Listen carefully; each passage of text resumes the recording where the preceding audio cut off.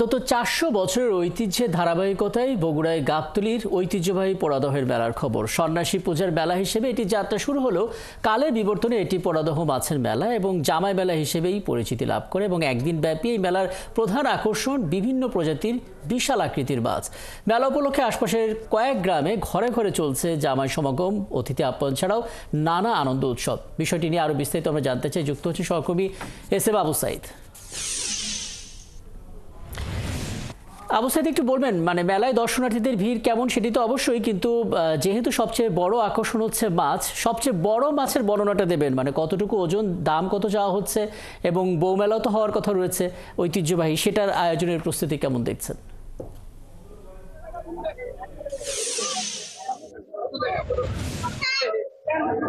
জি রাকিব, আপনাকে ধন্যবাদ।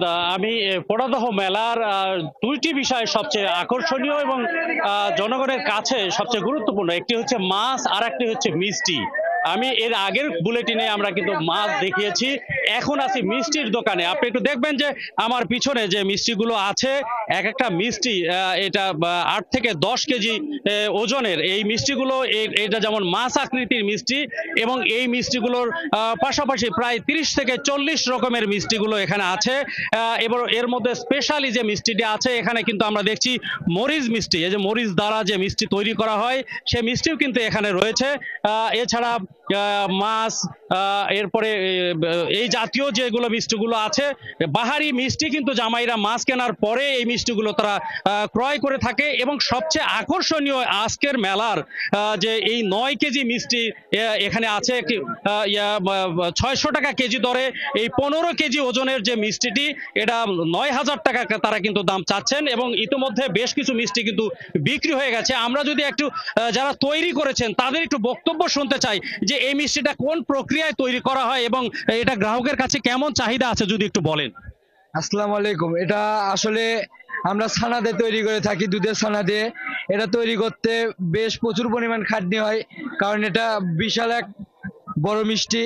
এটা তৈরি করতে গেলে আমাদেরকে অনেক সময় ব্যয় করতে হয়।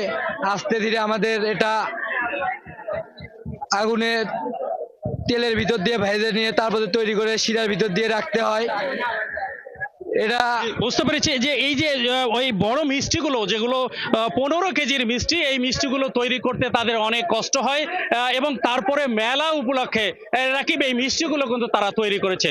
এই পোড়াদহর ঐতিহ্যবাহী মেলায় প্রায় 2 থেকে 250 মিষ্টির দোকান রয়েছে, পাশাপাশি 3 থেকে 350 বিভিন্ন মাছের দোকান রয়েছে।